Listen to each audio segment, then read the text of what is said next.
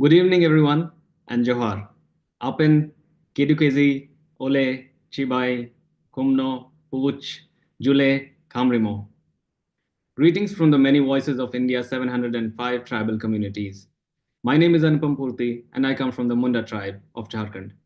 Welcome to Tribal Futures, the second edition of Tribal Design Forum's month long celebration of contemporary tribal imagination. Over the next 10 days, we will showcase artists, designers, architects, scholars, and knowledge keepers whose work carries the wisdom and spirit of their communities into today's world. This is a space to see, hear, and feel the power of tribal worldviews and to recognize the deep value of indigenous knowledge in shaping a more caring future. Today, we are delighted to have Dr. Bipin Jojo, professor at the Center for Social Justice and Governance, School of Social Work, TISS, Mumbai. He has been a visiting fellow and professor at the SAOS London, University of Tampere, Finland, and has delivered lectures in Spain and the Czech Republic. He chaired the Center for Social Justice and Governance from 2006 to 2012 and TIS International Relations Office from 2009 to 2012, where he built collaborations with European universities under Erasmus Mundus and co-led research projects with universities in UK and Australia. His pioneering research on tribal education and ashram schools in Maharashtra has shaped tribal studies in India. He is a founding member of the Tribal Intellectual Collective India and actively engages in community outreach and civil society initiatives. Professor Vipin, welcome to Tribal Futures. The floor is all yours. Thank you, Anupam. Thank you for this kind introduction about me. And I thank Travel Design Forum for inviting me to be part of this special edition. I'm privileged to have this opportunity, second time, to interact with friends, colleagues, and fellow Adivasis, indigenous people on this platform.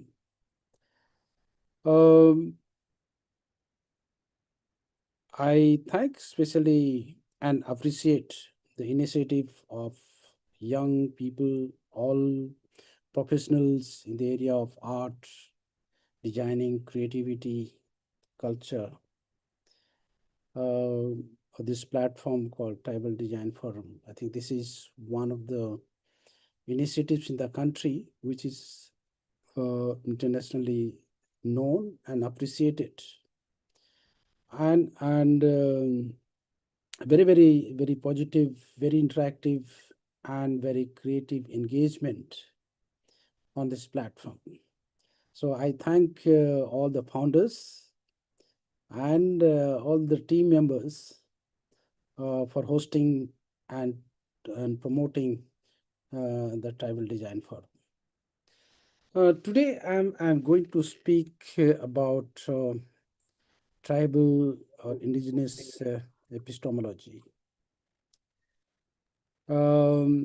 I tried to listen to the presentations or talk provided or given by Professor Sonacharya, Professor Rajanesh Kaka, my colleagues, fellow academicians, scholars.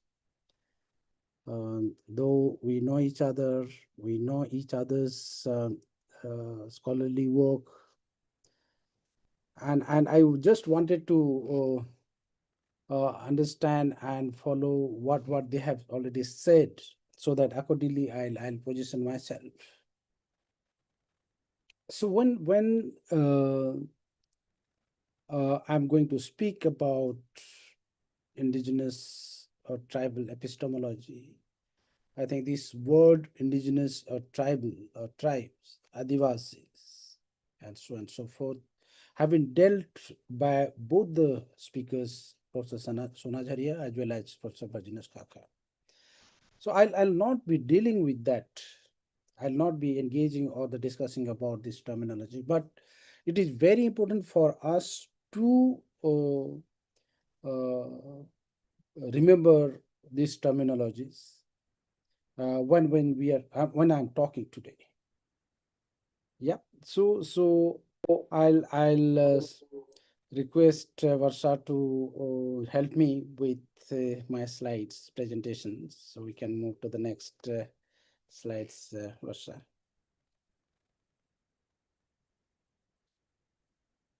Can you move on to the next slides? Okay. Yeah. We all know that tribes, Adivasis, indigenous peoples, not only India, globally, are rich with cultural diversity. Okay. One can see the colorful pictures and the colors, they themselves depict and indicate the colorfulness and the diversity of our Adivasi culture or indigenous people culture. Either it is in their day-to-day life, like in the agriculture field, or whether it is celebrations, whether it is with regard to the sports, or whether coming together to do any work in the community. They bring in so much of diversity, so much of richness of the brotherhood and the culture which enriches our tribal society. Next one. This also indicate our tribal society or the indigenous society also has got its own indigenous traditional customary governance system. The governance system which involve managing, governing about own affairs, about our own communities, about our people, about the resources, whether it is land or forest or water or animals, all the flora and fauna around the community of the people. So the richness of its culture in one hand, and having our own governance, managing our own affairs, and that reflects from this stone which is part of the PESA 1996, which was celebrated in Jharkhand, Orissa, after 1996, after the enactment of 1996 PESA Act. Next one. And if we look at food, it is connected with our land. It is connected with our communities. Okay, we get food from our ecosystem, the biodiversity we live in, the forest, the rivers, water sources, the land. So the one can find our one own food systems associated with our own biodiversity, whether it is in the forest, whether it is the land, whether it is the river. So what we can get our own food. And so our food is connected not only merely as the food to sustain physically, but it provides the basis for our cultural life, our community life. So the food is associated with its own biodiversity, land, forest, and the whole community gets revolved, gets connected with the whole ecosystems, whole biodiversity. So the food, culture, the governance system, and the whole resources around which whole of our community revolves. The community is having very strong binding. It reflects whether it is in celebrations, whether it is in agriculture field, or whether we go for fishing. The community life gets reflected. Next one.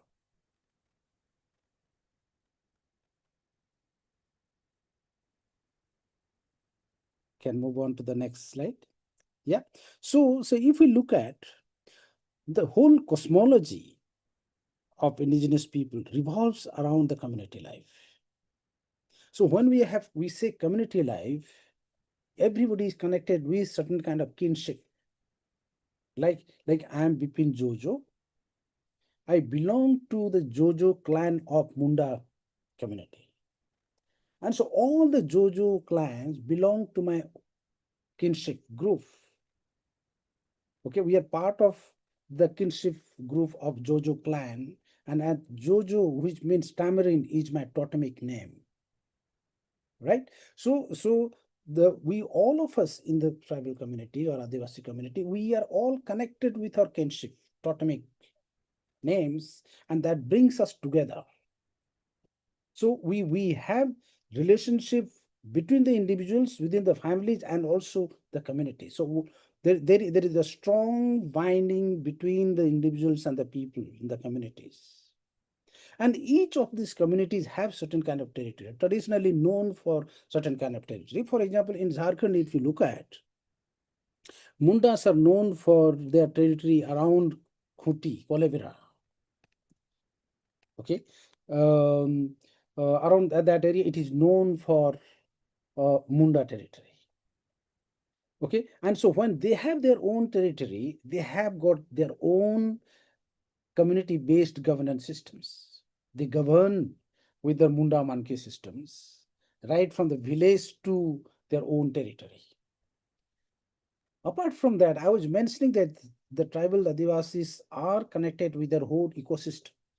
The whole ecosystem is, in one side, the people in the community, on the other side, the whole environment. The environment, which consists of land, forest, water, flora, and fauna. And so there is strong relationship of the people of the communities with this nature.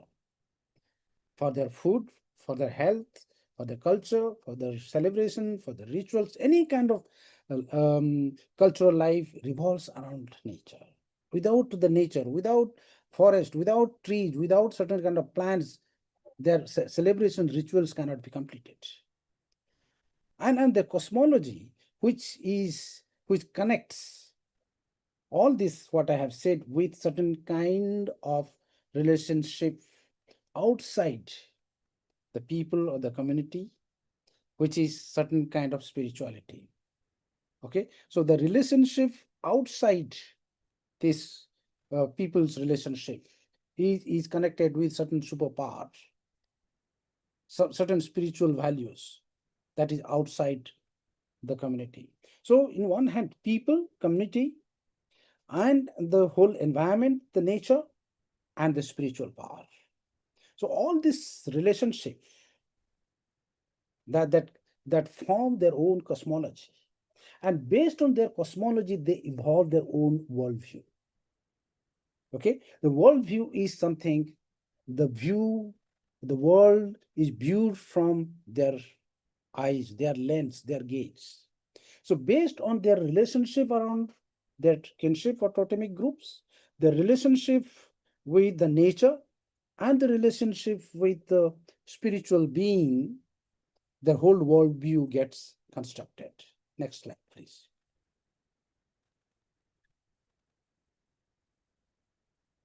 Yeah, and so if we look at today in the modern society and today, when it comes to the tribes, Adivasis, specifically in India, I divide the whole discourse, the debates around tribes, I try to divide in three major segments.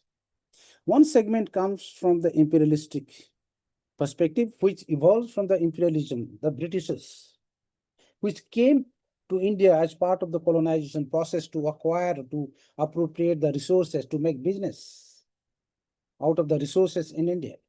So when they came, they found a certain kind of people, certain kind of communities, which were found in the remote, isolated areas. Okay, and they found that they're very primitive, very barbarous, uncivilized. They're isolated. Okay, so when the whole development discourse started, in fact, in the Indian debates around the tribes starts with the whole idea of isolation, that imperialists looked at that they are in isolation, let them be in isolation so that they can be as they are. And so one of the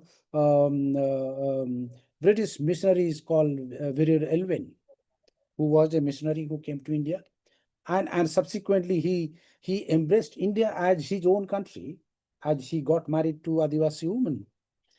Okay, and he started his argument that Adivasi, the tribes, are living in isolation, and so let them be in isolation so that they can remain as they are, and they should be free from any kind of external pressure or appropriation or exploitation.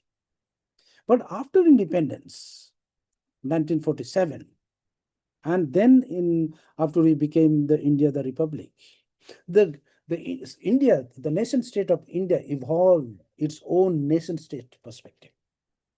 Okay, so after independence, there was a huge challenge for the leaders of our Indian state to develop, to eradicate poverty. And so the whole development models looked at that how we can make India as one of the fast growing development country. And so when it comes to Adivasis or tribes, they they they uh, they they identified their policy that we have to develop this so-called primitive or uncivilized, backward people or the communities with the dominant so-called mainstream society. And so we need to assimilate with the larger dominant society. Okay, so the people who were in isolation, the people who were primitive and backward and uncivilized, need to be developed.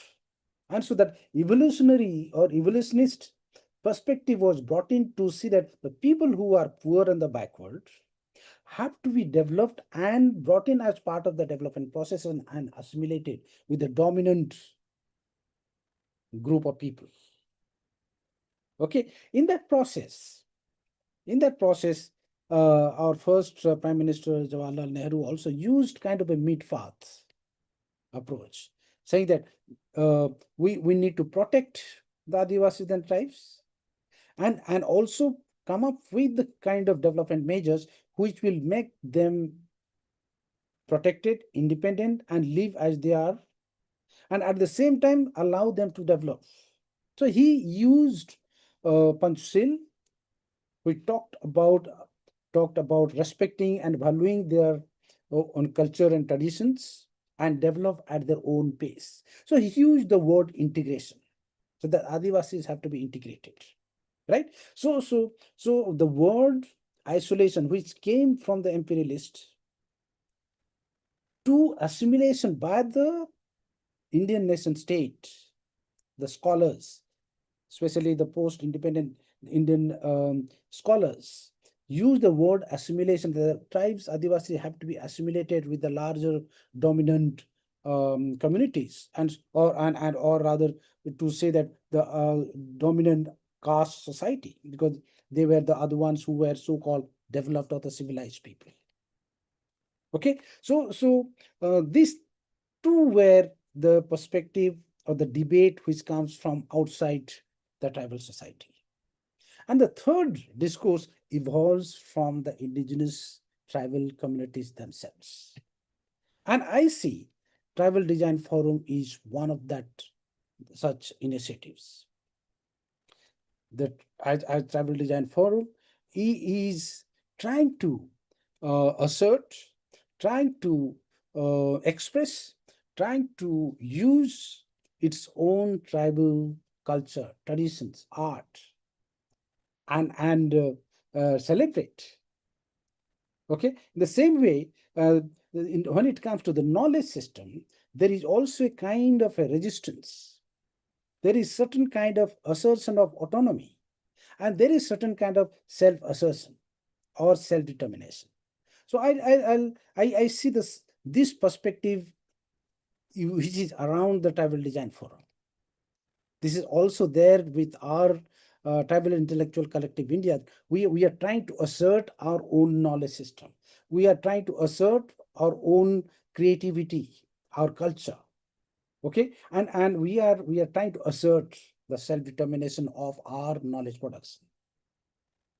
Okay, and so when we have this platform itself shows we are registering to the dominant art and culture imposed on us, saying that this culture is good or this culture is primitive or that culture is backward. So that assertion from the TDA, assertion from tribal intellectual collective India, I think there are these two examples I see in the country are emerging very powerfully and strongly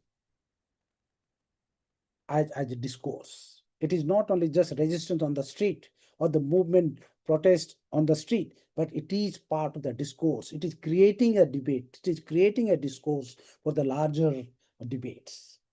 Next one, please. Let's see this picture.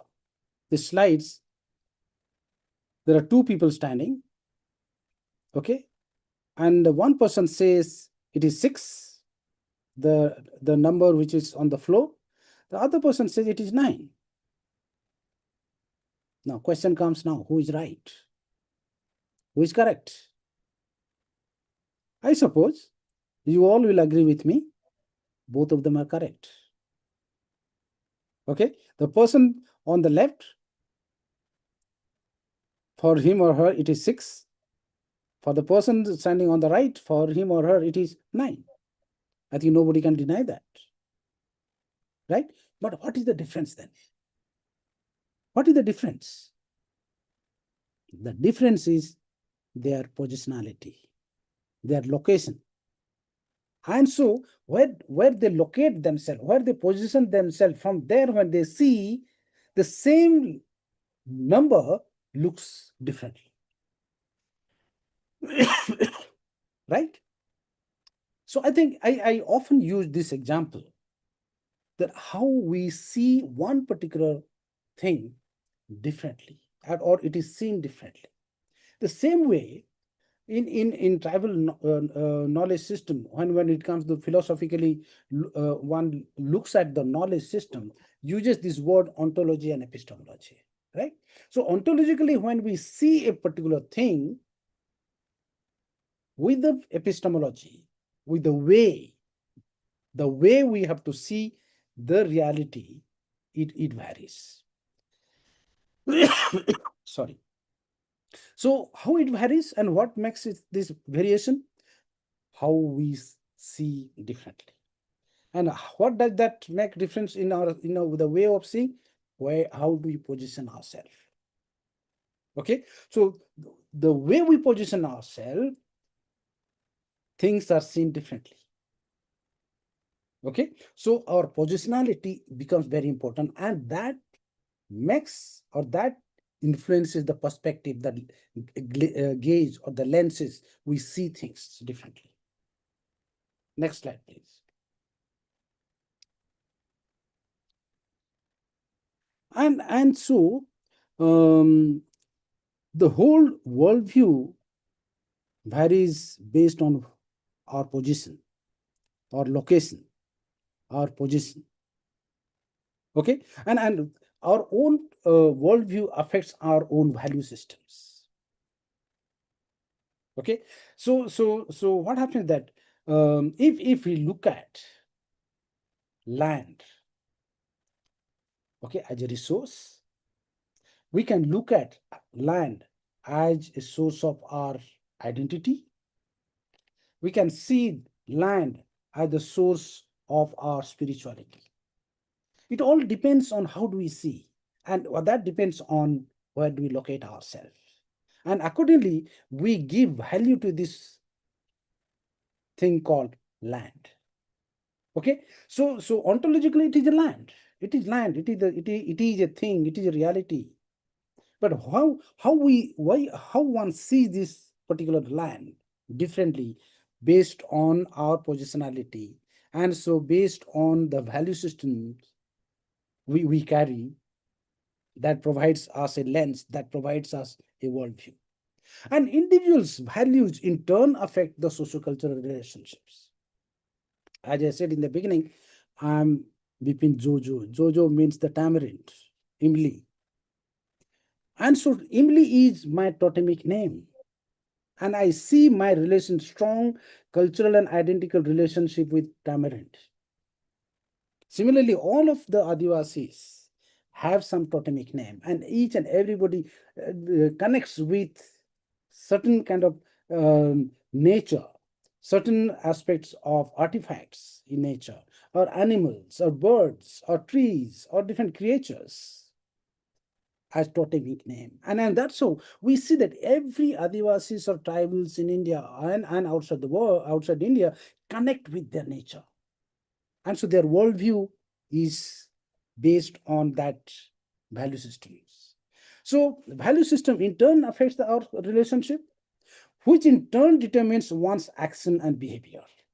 And so since land or the trees or the animals are very, very precious, not only just merely a product, not merely a commodity, we do not value it as commodity which can be sold or bought. We believe we value it much more than just commodity. It has got both cultural and identical existential and spiritual value in it. And so according to we treat that land differently. Okay, and so which is what we actually see when we view a person. Okay, so based on the position, our value system gets formed, and based on the value system, our relationship with our society and the cultural world gets determined, which leads to certain kind of actions or behavior. And that's how the whole person's view gets determined. Next slide, please. Now, what are this worldview? Epistemology, which is, in other words, called as a theory of knowledge. How can we know what we know? That is the epistemology in philosophy. Okay, what person A knows may not be the same what I know. Okay, the way I know get determined by the value system I carry, the location I stand, and the perspective I have. Okay, and so that determines the higher level of understanding, that is the metaphysics. It goes beyond the reality, the hard physical reality. It has got little bit of philosophical aspect. It goes beyond the physical reality. It also involves how we understand the whole universe system, how each and every aspect is connected to a larger system, that is the cosmology. And that also defines our own existence. Our existence comes into that kind of relationship. And that also determines our belief systems, our spirituality. Okay, and that helps us to establish our own worldview, our own way of defining nature, our own way of relationship with nature and human being, and at the end, the whole value system, what is called the axiology. Okay, that assigns the value system good or bad. It is one of the important elements within the worldview. So based on the location, the cultural position, the value systems we possess, based on that we evolve our worldview. And so every aspects of our ecosystems or we live in, or the biodiversity we live in on our day-to-day life, we see things differently. Next one. And then it comes to our based on that our knowledge system comes in. I'll give you one or two examples. I had a PhD student who completed her PhD in Kerala. She was doing PhD on the land of Irulas in Kerala, that is the Attapadi area. And so she went and met the tribal chief of Irula chief. to tell him that she is doing PhD on the land and the Irulas. Okay. Unfortunately, this chief just died 2 days back. I also had opportunity to meet him. He used to live in a small thatched house. You know what he told my PhD student?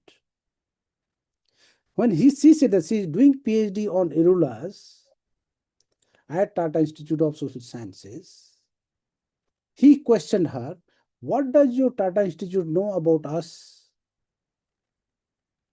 And so Tata Institute will award you PhD about our own life? That is a big question. I think very powerful question he asked. Okay, this is the knowledge system which is about Irulas. What is the authority that Tata Institute has to award PhD on the lives of Irulas? Tata Institute is not Irulas. But about the Irulas, Tata Institute has what right, ethical or moral right somebody has to award PhD about somebody's life or somebody's experiences. Okay, and because the lived experiences, the kind of knowledge system, the kind of reality they are in, it is their life. But they don't give the award. They should be giving award of PhD, not somebody else. Okay, and so this knowledge system, I want to bring in knowledge system. The knowledge system built around the nature, built around the biodiversity, around which the day-to-day food, culture, health, everything they draw. Okay, so what is this indigenous knowledge? Professor Sona Jharia explained about indigenous knowledge. I do not want to engage or discuss on this aspect again, but it refers to understandings of skills and philosophies developed by societies with long histories of interaction with their old natural surroundings. It is a knowledge system which has evolved by the society with long histories. And it is part of their cultural complex, which is embedded with their language, with their resources, practices, different kind of rituals, spirituality. And because of this uniqueness, the world's cultural diversity provides the foundation of locally appropriate sustainable development. Now, another example I'll give you. So when there was tsunami in way back 2004 in Andaman Nicobar Island, okay, thousands and thousands of people died. Forget about the properties. But the local Adivasis didn't die. Why? That is a big question. Why didn't they die? Where did they go? And it was found that the day before the tsunami, these tribals, these Adivasis, like Sentinelese, Jarwas, they ran up to the mountain.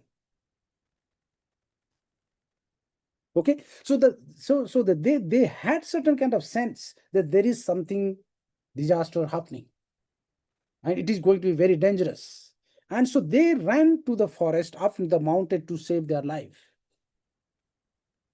Okay, now what about so-called scientific knowledge system which could not predict to save the people? How do we explain this knowledge? And in the name of scientific knowledge and this knowledge what the Adivasis or the tribes they had in Andaman Nicobar Island, they do not have any kind of accreditation or certification of their knowledge, and so this knowledge is never considered or accepted as knowledge. Okay, so they have certain knowledge, they have certain kind of rationality, they have certain kind of logic.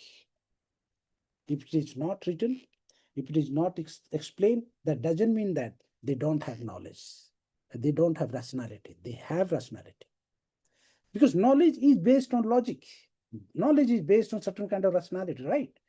So when there is rationality of this knowledge system, which probably the so-called scientific knowledge has not been able to understand and explain, that doesn't mean that it is not a knowledge. The based on the knowledge system which the communities have been living for generations, and they have evolved based on their own experiences, which is passed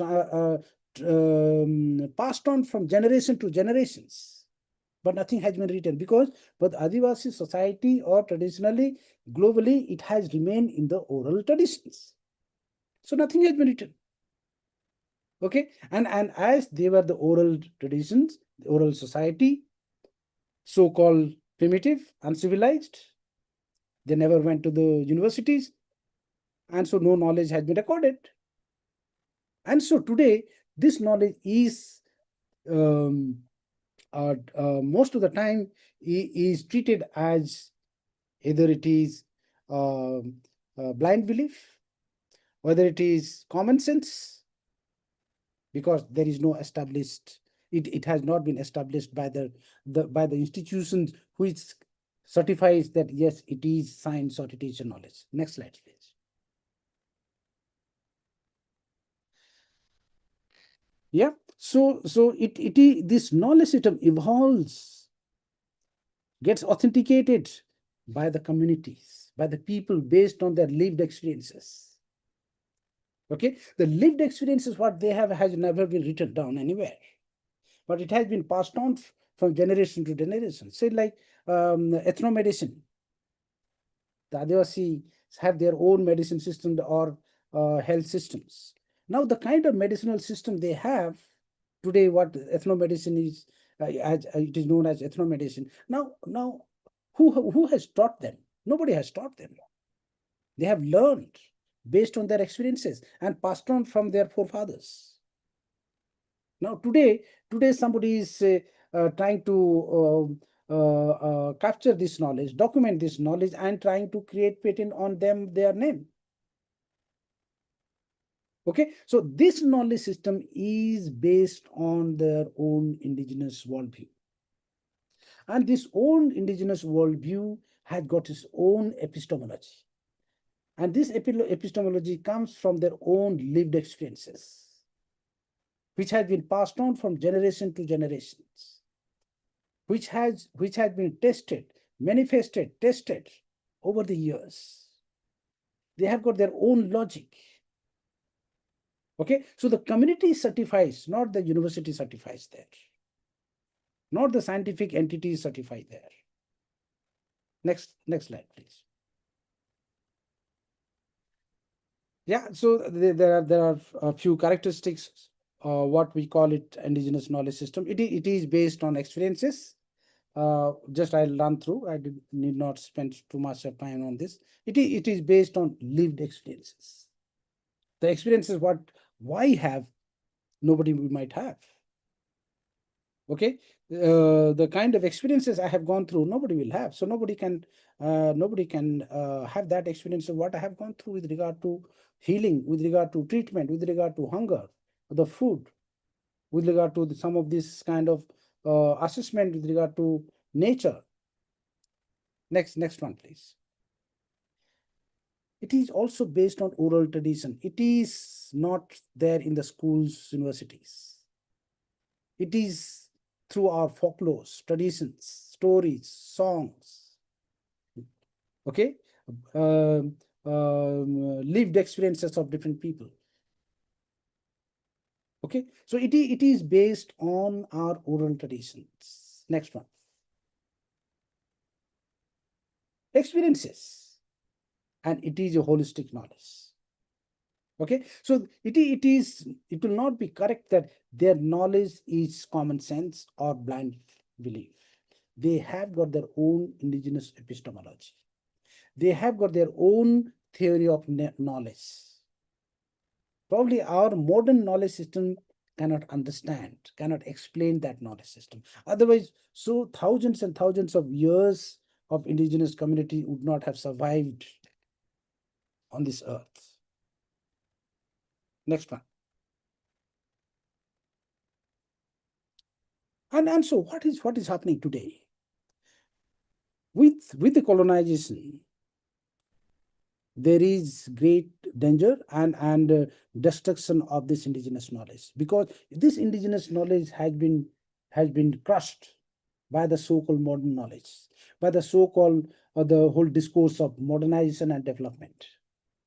And so the knowledge system which has been there among the tribes or Adivasis in the name of development is being destroyed. It is being destroyed in the name of assimilation, in the name of integration. They are being absorbed. They are being absorbed with the larger dominant society. And so it is the bombarding happening in the minds of us, Adivasis, right from the childhood in the schools to colleges to universities. That you are primitive, you are backward, you are uncivilized, you should be educated, you should wear good clothes, you should eat this food, that food. Okay. Now the millets, I give this example of millets. Millets used to be the poor man's food. That was the Adivasi food, staple food. But in the name of development, they were fed into the wheat or high-yielding variety of paddy so that they can produce more and they can have more rice to eat. And so I remember since my childhood that when I was child, the millets, kodo, or modwa, or gundli, they used to be grown. They were known as some kind of grass seeds, and the people were laughing at the people who were eating that. Today, that has been established. They are the most nutritious food, right? And so now in the villages, if you could accept madwa, you will not find any of these millets in the tribal areas. Because in the name of development, all this knowledge system has been crushed. The food system has been crushed. So there is no food, there is no millets. And now it is commercially produced. And tribals then are being told that you have to eat millets, you have to grow millet. And you go to the supermarket today, the 1 kg of millet will cost not less than 200 rupees. Not less than 200 rupees. Okay, rice is the best possible rice, probably at the most with 100 rupees you might get, but the millets will cost not less than 200 rupees. So see, the food system has been crushed by the so-called modernization, modern knowledge system. The food sovereignty what we had has been demolished. And today we are being given, you take this millet, grow and eat. Next one.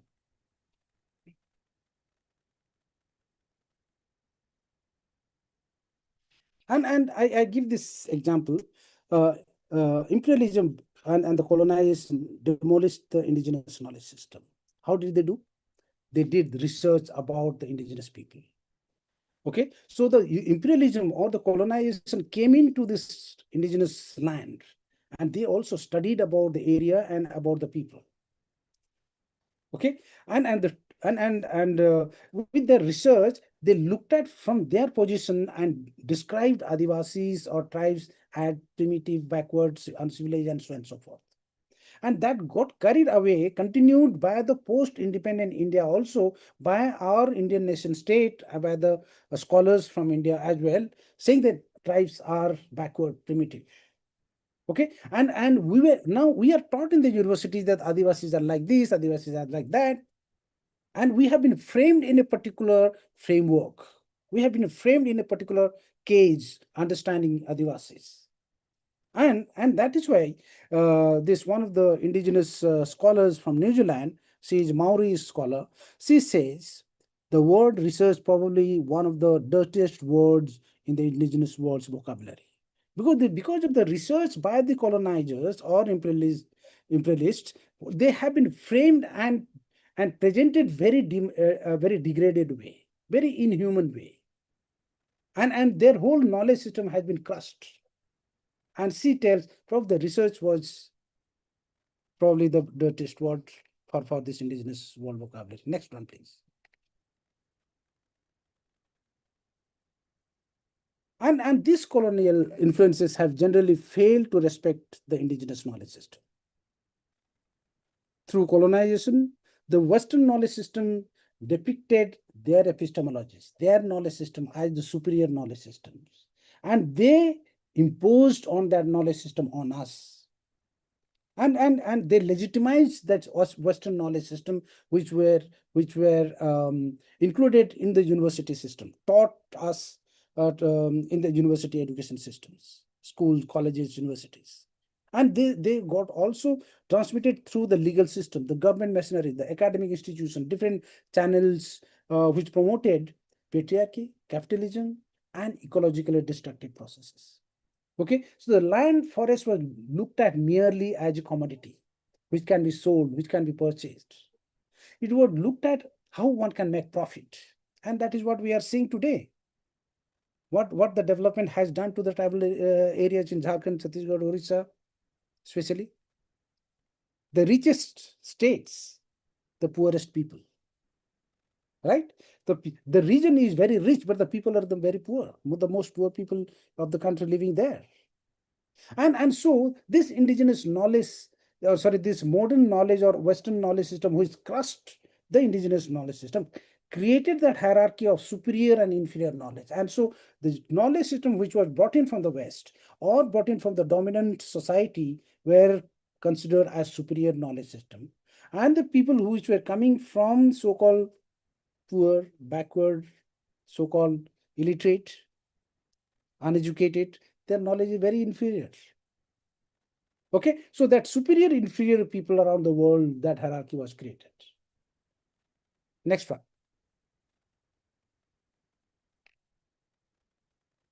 And so Professor Kaka says, and we use this word that with the independence, India did not get free from the colonization.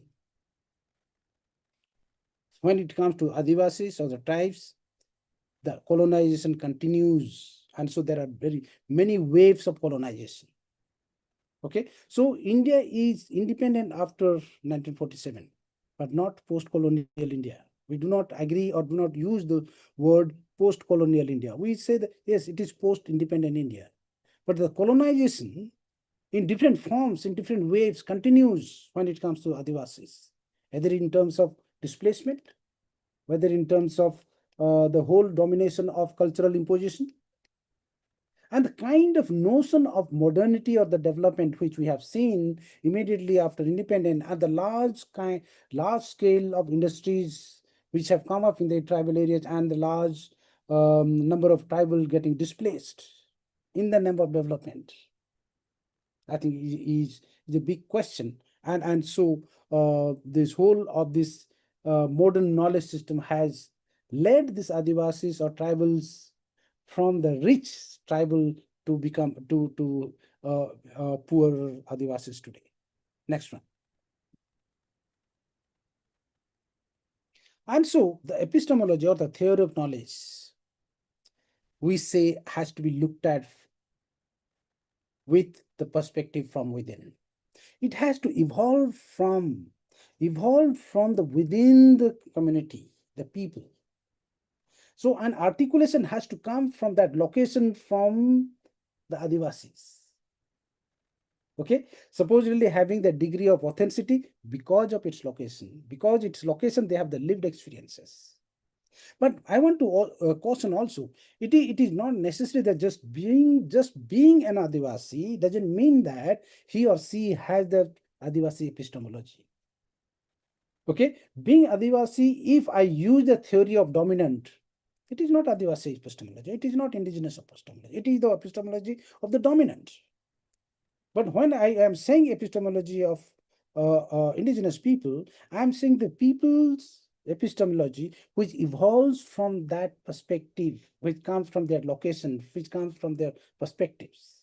And as there are more than 700 tribals in the country, there is no homogeneous tribal category in the country.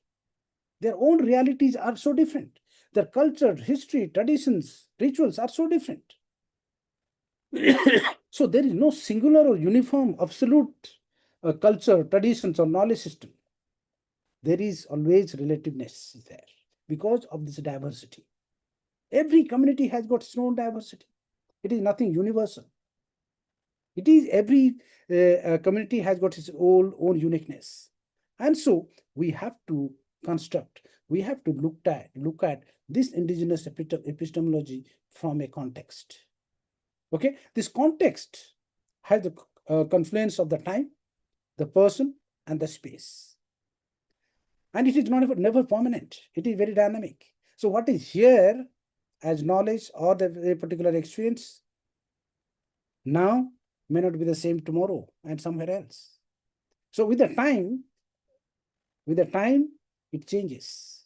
And so um, I see that this initiative, this platform Travel Design Forum has initiated this important journey through this platform is amazing to see, to assert how the tribal Adivasis look at the tribal art and culture and tradition and the creativity, and also promote to appreciate our own culture and tradition and art, and not get imposed or determined. But no, this is not the creativity.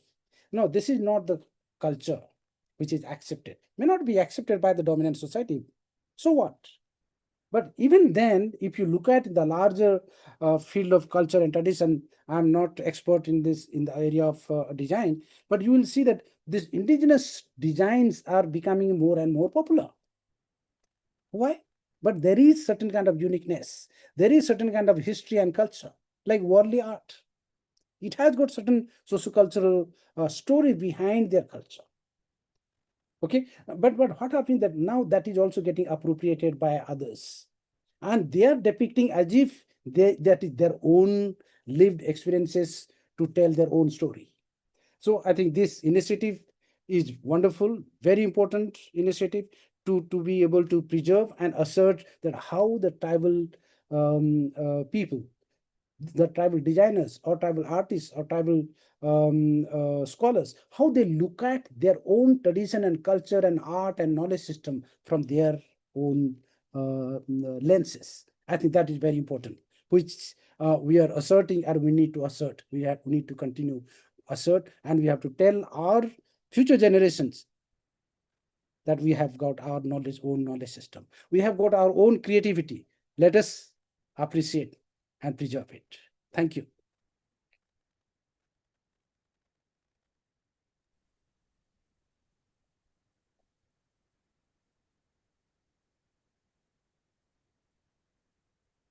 Thank you so much, Professor Vipin. It was lovely to hear, and it's really nice to listen to your words and for your insightful words for reminding us that tribal epistemology is not merely an academic idea, but also a living foundation of our identity, sovereignty, and our future. And the way you explain tribal worldviews and how important it is in forming one's values, which in turn affects our cultural construct. It is very important for us youngsters to learn these theories and put to practice, because we have come into the city and now we are within the dominant culture, and from that lens we are trying to understand our identity. And it's really interesting and also humbling to see how each and everything is connected in tribal epistemology, and how these unique ways of knowing are important facets of the world's cultural and natural diversity. The way you articulated the unique methodologies and worldviews inherent to tribal epistemology has given us much to reflect upon and to ponder upon. We appreciate the time and consideration you put into presenting these important ideas, and we're grateful for the opportunity to learn from your expertise. Thank you once again for Thank you. being a part of this year's month-long edition of Tribal Futures. We'll take a few questions, but before we do that, I would like to, I have an important announcement. Tribal Design Forum announces its fourth edition of the annual TDF Photo Contest 2025. The theme of this year's competition or contest is Sustainable World of Tribal Communities in India. More details can be found on our website, tribaldesignforum.com. We invite all photo enthusiasts to be a part of this thrilling endeavor to discover more about tribal communities through photography. So now back to Professor Bipin. Every one of us intently listened to all your ideas, and I'm sure a few of us have some questions. So before we get into that, I have a question for you. Is these ideas of tribal epistemology, how do you think we can break it down into smaller or like easily understandable concepts for the younger generation so that they have the proper lens to understand themselves? Okay. I think um, I'll try to use couple of examples. Um, as we are becoming more and more modern, moving to the cities, and in that process, what is happening that we are forgetting our knowledge, more specifically our language, our culture, our history. We don't know about our forefathers. Beyond our grandparents, we do not know anyone else. We do not know what is the meaning of our totemic name. Many times, I hear that where do you come from? My parents come from here and I come from here. So our location also is not associated with our parents. I come from here and my parents come from there. I thought I would identify with my parents or my forefathers origin as my origin. Okay, because when we lose out our origin, we lose out our connectivity or root of our culture and traditions. We might be very modern with our education, professional achievements, material life, but culturally and identity wise, if you look at, we have lost. We do not know who we are. Okay, so if we are able to maintain our language and culture, we connect ourselves with our own tribal epistemology. That is one of the characteristics or one element of our epistemology, that we are preserving our language, because with the language there are many languages or many knowledges are preserved there. Say for example, certain leaves, certain vegetables, certain fruits. Now we do not know in English. We cannot explain in English. Okay, so if we do not speak the language of our mother tongue, we'll not be able to know, because we forget. We do not know that particular seeds or leaves or chakon. Now, how do you explain? Mathasag. Now, there is a botanical name, but how many of us are able to say, other than the students who are from science background? None of us know. So, with the loss of language and culture, with our migration to the cities, we are something called in philosophy of or epistemology of knowledge, it is this word is used called epistemicide. Like genocide, we are killing our knowledge system.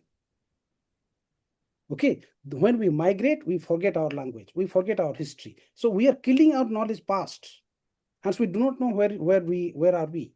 And say that I have seen in many of the tribal communities in many parts of the society. Today, those who are studying in boarding schools, they do not like to go back to their parents' house, because they have been fed in the mind that no, you are wearing something like this, you are eating like this, you are speaking like this, and so they have been made to feel that they are very inferior, and they do not like to go back to the parents even during the vacation time, which means they are killing their past, they're killing their connectivity with their culture. That is very dangerous, which one can see. Yes, very important point you have raised. And also, it reminds me of the ending part of your talk when you emphasized how uh, indigenous knowledge is linked or inherently linked to the location.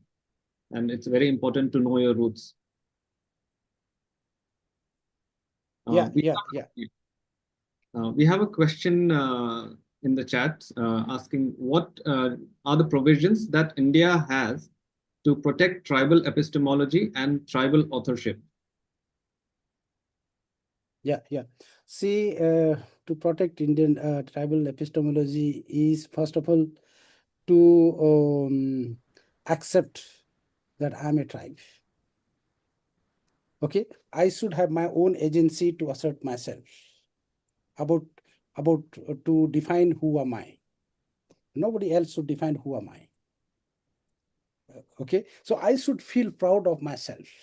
I think that is the basic foundation of tribal epistemology. Because that I'm asserting with the identity, with the language and culture. I am using these words very often with the history, culture, language, culture. Whole lot of our epistemology is revolving around that, because our epistemology revolves around the whole cosmology around we are connected with. Okay, so unless we are able to connect ourselves, unless we are able to recognize that yes, this is my root, this is my connectivity with the nature, this is the connectivity with my culture and traditions, I think we have started to connect with people. Like this travel design forum has started connecting with people. I think this is very, these two examples probably today in the country are very unique examples, which is trying to connect. I see the travel design forum is not only just promoting the tribal culture and tradition. I see this is one form of tribal epistemology around art and culture, because you are trying to preserve and assert an appreciation and creativity of tribal design, tribal culture and creativity. Okay, so this itself is the tribal epistemology, where you are trying to show the this is how the tribal sees the beauty. Tribal defines its own way of beauty, nobody else. We might be dark color but long hair, but this is the beauty or the handsomeness of the mundas, right? The moment when they see me also with the long hair, there's no this is the most fitting look you have, you should not cut your hair. So this is the whole tribalness of our appearance. This is and so we have to engage in this. We have to talk about it. We have to write about it. Because at the end of the day, knowledge cannot remain and nobody recognizes this oral tradition for long. We have to record. We have to put it on black and white. Unless it is written, because everything is written, everything is with logic. Now, whatever our experiences, our knowledge system we have to put down logically, explain it, and codify in written form. All the stories, all the songs, if we look at it, see, so much of richness is there, so much of rich knowledge is there. Now, we have to codify it and claim the authorship of our own tribal epistemology. Otherwise, somebody else will claim and they will have patent on their name. I'll tell you, I was in Bhopal airport, and in Bhopal airport there was a big Worli painting wall hanging. Huge Worli painting was there, and this painting was not by the Worli themselves. It was by the non-tribals, non-Worlis. So one of the Adivasis, we had gone for a huge Adivasi convention there, and one of the Adivasis from Maharashtra told, it is a non-tribal. And so that person is making money out of the Worli painting. See how that authorship of Worli painting has been taken over by non-Worlis and making a business out of that. But Worlis remains same poor. You know? So how the authorship has to be asserted. So unless we engage, unless we produce, unless we document and share, and also we keep on engaging, discussing and debating around this, and debate just like any other epistemologies. But it takes time. It will take time.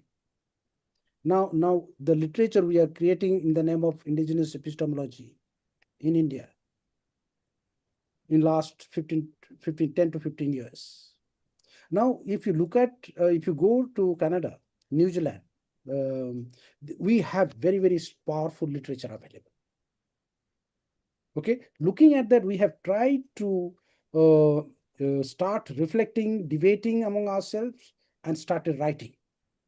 And now, when we start writing, and the writings are available anywhere, anybody can read, anybody can write, anybody can debate, and so then the discourse starts, and that becomes refined, gets refined, it gets refined, and the knowledge system which has been there for 2,000 years or 3,000 years, say at least 1,000 years, if not more, which has dominated.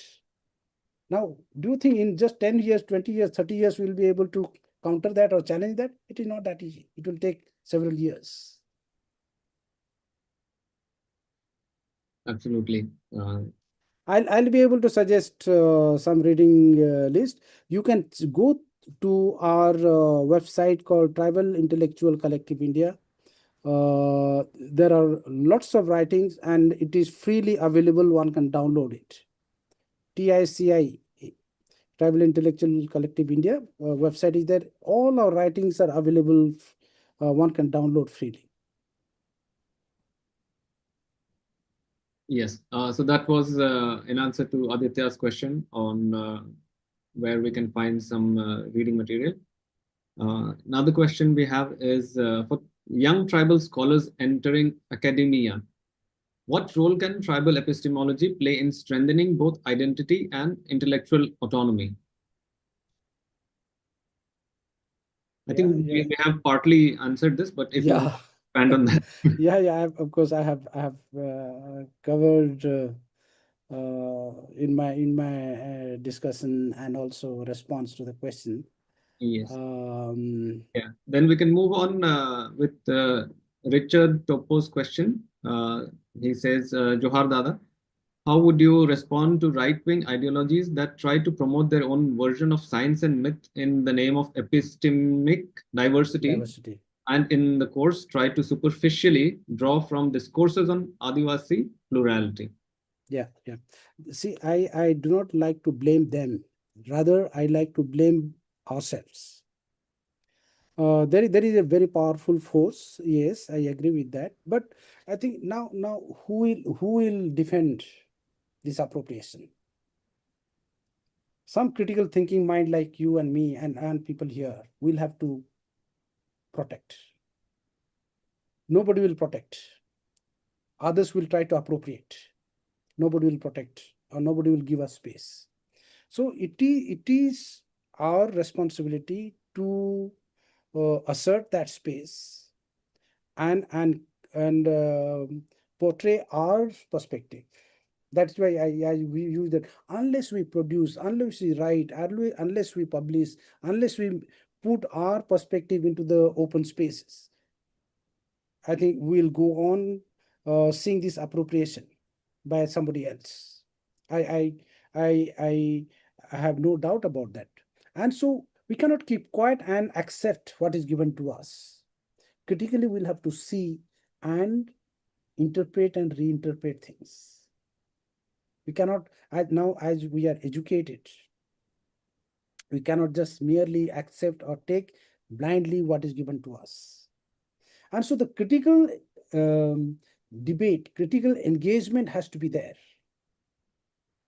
So when we're critically engaged, look at things differently.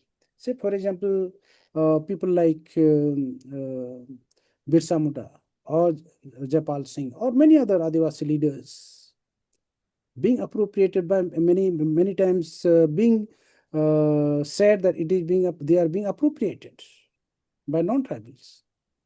Yeah, that can happen, and that is happening. But now, how we interpret the lives of either it is Birsa Munda or it is Ramdayal Munda or it is Jaipal Singh Munda, I think it is our responsibility, all of the educated young people's responsibility, to train our minds critically and not to take things as given to us. Look at things critically from our own perspective. So we have to learn that how we deconstruct. deconstruct the things which is given to us and reconstruct from our perspective. It sounds very simple, but it is not that easy. And it requires agenda to engage on this. In the field of, say, methodology, the theory of knowledge, we, as I was saying, that we have been engaging on this more than 10 years now. And so we have produced a lot of writings, literature now. Continuously, we are meeting in the seminar and conferences, and then writing, debating and writing.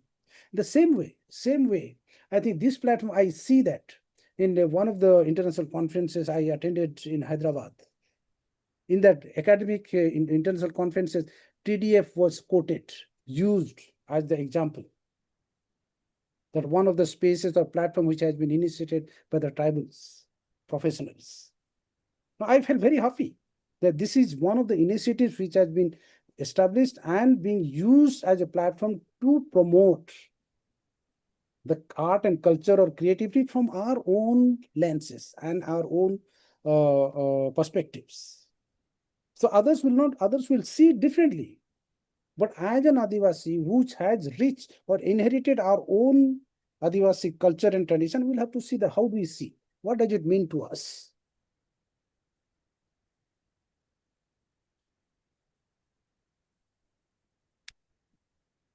We have, I hope I answered Topoji. yes, I think so. We have next question, which is, how can the pedagogy system in India embrace tribal epistemology, and should it even do so? I'm just going to combine it with another one, which because I think it is slightly similar, and we can see if it is or not. That in today's context of globalization and homogenization, what challenges and opportunities do you see for integrating tribal epistemologies into mainstream education and policy? Okay. See, it has got challenges and advantages. I see one advantage with the globalization is the space for networking. We are able to network with the groups, similar groups or similar kind of interest with people who are in Argentina or Latin America or Canada or New Zealand or Africa or Europe. We are able to connect, we are able to network, and we are able to form that space or the platform where we share the similar kind of views and feelings and understandings. Okay, so that is one of the greatest contributions of globalization. I see that we are collectively, we are able to assert together, we are able to interact, share. But at the same time, I see that the whole globalization has been coming up so powerfully, and it is very difficult to stop. None of us can stop. But in that process, what is the danger I am seeing is, though there is huge, internationally huge promotion or support for preserving the culture and tradition of indigenous people. There is also great danger of seeing that appropriation of this knowledge and culture by others. Unless this knowledge and the experiences and the culture and traditions are given credit of authorship or ownership of the communities, I see that there is a danger that they will be no one. It will be taken away by somebody else and given back to us, saying that this is how you should live, this is how you should eat, this is how you should wear. Okay, so that is the danger I'm seeing in the process of larger digitization project coming internationally. And the kind of industrialization and commodification is happening around our resources, not only the material resources, but also our own culture and traditions. It is being monetized, it is being commodified. There is nothing wrong if our Adivasis are able to make money out of that. But most of the time, if you see, it is not the Adivasis who are making money, non-Adivasis are making money out of us. That is sometimes very dangerous. So globalization has got one aspect, that it is connecting us globally and creating a space for preserving and collecting, making our voices stronger. But at the same time, there is also strong forces of appropriating and commodifying this our rich tradition and culture, and also the resources. So that is the greatest danger I see with the globalization. What was the other part? Did I cover? I'll just repeat it and we'll see. How can the pedagogy system in India embrace tribal epistemology? Should it Okay. even do so? Yeah. See, I think this also I have discussed. Now, it requires continuous engagement, continuous debate, continuous seminar, conferences, and writings. We have to train our young scholars. Okay, it is not that simple to say that we have to have our own epistemology, but we have to establish or learn what is our epistemology. We have to learn about that and use that epistemology as part of the knowledge building process or knowledge production process. So without learning those tools and techniques with that perspective and the tools and techniques, we have to learn and employ in our academic engagement or knowledge building, knowledge production process. That requires continuous engagement. I would say individually, none of us can do that. Will be smashed by the powerful, dominant knowledge production houses. But when we do it collectively, I said, no, it is our community's voice. It is collective voice. You may not agree with me, but it is our community feels this is what it is. Okay, then it becomes a very powerful voice. This becomes voice of the communities, not my individual voice or your individual voice. That becomes very powerful. So collectivization is the one I feel is important pedagogy to be used to develop, to train our young people. Yes. And also, I would just like to, I think, add to that is our youngsters who are in search of their roots or their epistemologies, they should actively try to go back to their roots, the geographic location, and understand the knowledge system from there. It will be much more fruitful, and they'll be able to understand Yeah, many other things. yeah. Appreciate our language, appreciate our historical roots. I think it is most important. Yes. We'll just take one last question. We are already past our time, but it has been very engaging and full of knowledge. You have collaborated internationally on research related welfare and informal care systems. How do tribal epistemologies contribute to rethinking concepts of care, justice, and governance globally? I would that is the very old project I had worked. Rather, I'll give you one of the latest project I am working or we are working. That also again I will say it is not me, collective work. This research is done collectively.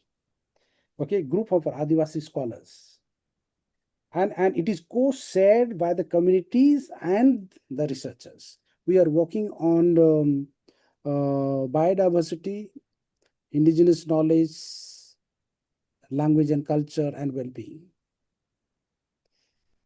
Okay, so we are trying to see that Adivasis are rich with biodiversity. Adivasis are endowed with so much of richness in their whole biodiversity. Now, along with the biodiversity, if we are not able to preserve our language and culture, we are losing out huge indigenous knowledge system. And so when the whole knowledge system gets destroyed, our well-being is also in question. Like I said, some of the roots, flowers, vegetables. Now, now, now, what all of us know one kind of mushroom in cities. that is grown, and we buy and eat. But go to Ranchi or Raukela, the regular daily market, the varieties of mushroom. Who knows what are the names? Nobody knows. Okay, and now when with the loss of knowledge, do you think we'll be able to know what are the varieties of mushroom? No. So with the loss of knowledge, we are losing out the knowledge, our knowledge system. Sorry, loss of language, we are losing out the knowledge about the mushrooms. Okay, you will not believe. Always I get so tempted whenever during this monsoon time when I've traveled to Raukela or Ranchi, always I get tempted to buy some mushroom and come back. And last year, I do not believe I bought puttu of 800 rupees per kilo. 800 rupees. I could not believe it. Okay, so this is how the food system of Adivasis have been taken away by the others. It was to be free food. Now, who knows, when we are in the cities, our children, they don't know what is puttu. Right? So, uh, along with that, we also have some of these traditional community care systems supporting each other, helping each other. Madai Padha system, or during the cultivation time, you have these systems, collective labor, which goes from house to house. Okay, which is called sometime Madai. Different languages used differently. We also had the grain gola. Okay, during the wedding season, the family where the wedding is, nobody, I think that family never felt the pressure or any kind of pressure for food or firewood or leaf plates or anything, because the whole community was coming together. So the community had some of the traditional community care systems or the institutional practices that supported the community's well-being, that took care of the whole community being together. But with the modernization now, what is happening? We are getting disintegrated and becoming more individualistic and becoming more and more dependent on commercial practices or commercial systems. So we have to buy things now. The things we were able to do it through our community support, now we have to depend on others by paying money. So with the loss of our community's informal care, with the loss of our language and culture, our well-being, our future is getting affected, and the whole value system disappearing. We are becoming more and more dependent on outsiders or non-tribal practices, which is dependent on money.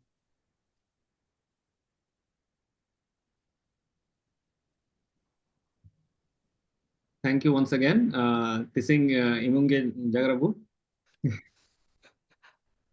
So with that, we have come to the end of today's session. Thank you all for who joined, and this has been really engaging and insightful, and which leaves us with a lot of food for thought. Thank you. Thank you so much. So before we leave, I would just like to inform you about this initiative of ours, TribalFutures. TribalFutures is the outcome of over 4 years of resolute effort by the Tribal Design Forum to bring tribal professionals together, united by the shared dream of imagining and designing tribal futures together. This year, we are honored to have the Adivasi Academy Tejgadh, Bhasha Research and Publication Center Baroda, and GreenHub as our partners in this journey. Dear friends, welcome once again to the second edition of TribalFutures. Throughout August, we invite you to join us daily for conversations with remarkable tribal indigenous minds from all over India and beyond. All our sessions will be live on YouTube at 7 p.m. on weekdays and at 3 p.m. and 7 p.m. on weekends. Tomorrow, we shall have 3 musicians from Koloma Band, and their presentation is called A State of Confusion. So do join in for that. We hope you will listen reflect, and engage with these inspiring voices, voices that carry our history and shape our futures. See you tomorrow for the upcoming sessions. The event calendar for the month is up on tribaldesignforum.com, and you could choose to attend sessions of your liking to discover the world of tribes in transition. Thank you. Thank you all.